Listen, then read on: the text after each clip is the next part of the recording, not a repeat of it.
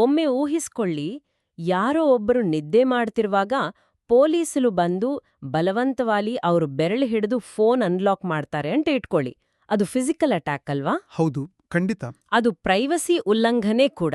ಆದ್ರೆ ಅದೇ ಪೊಲೀಸರು ಆ ವ್ಯಕ್ತಿಯ ದೇಹಕ್ಕೆ ಯಾವುದೋ ಕೆಮಿಕಲ್ ಇಂಜೆಕ್ಟ್ ಮಾಡಿ ನೇರವಾಗಿ ಅವರ ಮೆದುಳನ್ನೇ ಅನ್ಲಾಕ್ ಮಾಡಿದ್ರೆ ಹೇಗಿರುತ್ತೆ? ಓ, ಅದು ಕೇಳಕ್ ಯಾವುದೋ ಹಾಲಿವುಡ್ ಸೈನ್ಸ್ ಫಿಕ್ಷನ್ ಕತೆ ತರ ಇದೆ. ನಿಜ, ಆದ್ರೆ ಇದು ಕತೆ ಅಲ್ಲ.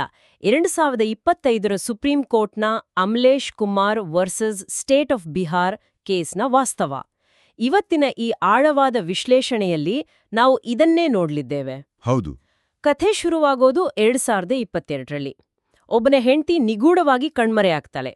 ಅಲ್ಲಿ ವರದಕ್ಷಿಣೆ ಕಿರುಕುಳದ ಆರೋಪ ಕೂಡ ಇತ್ತು ಅಲ್ವಾ? ಅದೇ, ಜೊತೆಗೆ ಸಹ ಆರೋಪಿಗಳು ಆಕೆಯ ಬಾಡಿಯನ್ನ ಸರಯೂ ನದಿಗೆ ಎಸೆದಿದ್ದೀವಿ ಅಂತ ಬೇರೆ ಹೇಳ್ತಾರೆ. ಆ ವ್ಯಕ್ತಿ ಪಾಟ್ನಾ ಹೈಕೋರ್ಟ್ನಲ್ಲಿ ನಾರ್ಮಲ್ ಜಾಮೀನಿಗಾಗಿ ಅರ್ಜಿ ಹಾಕಿದಾಗ ಪೊಲೀಸರು ನಮ್ಗೆ ನಾರ್ಕೋ ಅನಾಲಿಸಿಸ್ ಪರೀಕ್ಷೆಗೆ ಅಂದ್ರೆ ಟ್ರೂತ್ ಸೀರಮ್ ಕೊಡೋಕೆ ಪರ್ಮಿಷನ್ ಕೊಡಿ ಅಂತ ಕೇಳ್ತಾರೆ.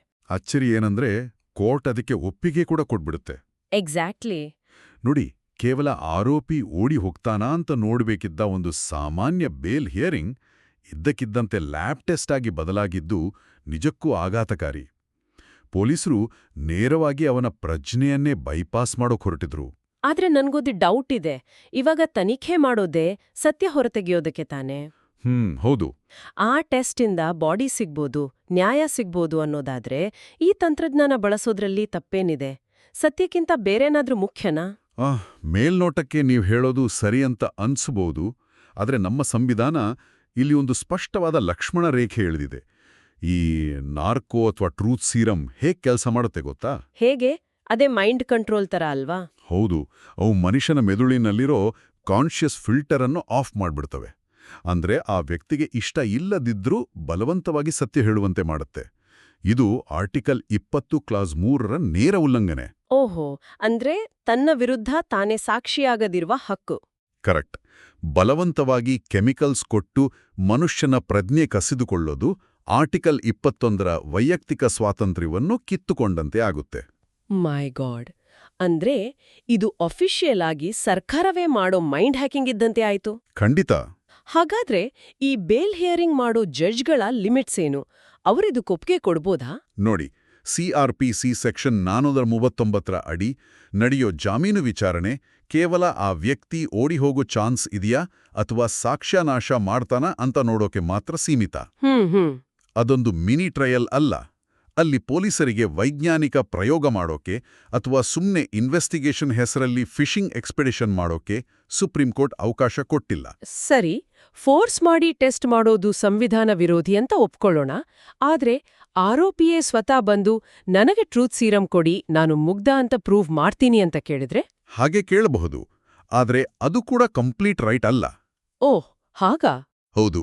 ಇದಕ್ಕೆ ಎನ್ಎಚ್ಆರ್ಸಿ ಅಂದ್ರೆ ರಾಷ್ಟ್ರೀಯ ಮಾನವ ಹಕ್ಕುಗಳ ಆಯೋಗದ ಕಟ್ಟುನಿಟ್ಟಿನ ಗೈಡ್ಲೈನ್ಸ್ ಇದೆ. ಸುಪ್ರೀಂ ಕೋರ್ಟ್ ಅದನ್ನೇ ಎತ್ತಿ ಹಿಡಿದಿದೆ. ಪೊಲೀಸ್ ಸ್ಟೇಷನ್ ಒಳಗೆ ಕೂರಿಸಿ ಹೆದರ್ಸಿ ಒಪ್ಪಿಗೆ ಪಡೆಯೋಂತಿಲ್ಲ. ಕರೆಕ್ಟ್. ಅಲ್ಲಿ ಪ್ರೆಷರ್ ಇರುತ್ತಲ್ವಾ? ಅದೇ. ಅದಕ್ಕೆ ಮ್ಯಾಜಿಸ್ಟ್ರೇಟ್ ಮತ್ತು ವಕೀಲರ ಎದುರು ಯಾವುದಾದ್ರೂ ಇಂಡಿಪೆಂಡೆಂಟ್ ಆಸ್ಪತ್ರೆಯಲ್ಲಿ ಮಾತ್ರ ಒಪ್ಪಿಗೆ ಪಡೆದು ಪರೀಕ್ಷೆ ಮಾಡಬೇಕು. ಓಕೆ, ಇನ್ನೊಂದು ಸಿನಾರಿಯೋ ನೋಡೋಣ. ಆರೋಪಿ ಒಪ್ಪಿ ಟೆಸ್ಟ್ ಮಾಡಿಸ್ತಾನೆ. ಡ್ರಗ್ಸ್ ಪ್ರಭಾವದಲ್ಲಿರೋವಾಗ ಕೊಲೆ ಮಾಡಿದ ವೆಪನ್ ಆಳದ ಮರದ ಕೆಳಗೆ ಇದೆ ಅಂತ ಹೇಳ್ತಾನೆ. ಪೊಲೀಸರು ಹೋಗಿ ಅದನ್ನ ಹುಡುಕಿ ತೆಗೀತಾರೆ. ಕೇವಲ ಆ ವೆಪನ್ ಸಿಕ್ಕಿತು ಅನ್ನೋ ಒಂದೇ ಕಾರಣಕ್ಕೆ ಅವನನ್ನ ಜೈಲಿಗೆ ಹಾಕ್ಬೋದಾ? ಖಂಡಿತ ಇಲ್ಲ. ಇಲ್ಲೇ ಸಾಕ್ಷ್ಯ ಕಾಯ್ದೆ ಅಂದ್ರೆ ಎವಿಡೆನ್ಸ್ ಆಕ್ಟ್ನ ಸೆಕ್ಷನ್ 27 ಬರೋದು. ಆ ಡ್ರಗ್ಸಿಂದ ಸಿಕ್ಕ ಮಾಹಿತಿಯಿಂದ ವೆಪನ್ ಸಿಕ್ಕರೂ ಕೂಡ ಅದು ಕೇವಲ ಪೂರಕ ಸಾಕ್ಷಿ ಅಂದ್ರೆ ಕೊರೋಬರೇಟಿವ್ ಎವಿಡೆನ್ಸ್ ಮಾತ್ರ ಆಗುತ್ತೆ. ಅಂದ್ರೆ ಅದು ಮಾತ್ರ ಸಾಲದು. ಹೌದು. ಆ ಸ್ಟೇಟ್ಮೆಂಟ್ ಕೊಡುವಾಗ ಅವನ ಪ್ರಜ್ಞೆ ಅವನ ಕಂಟ್ರೋಲ್ನಲ್ಲಿ ಇರಲಿಲ್ಲ.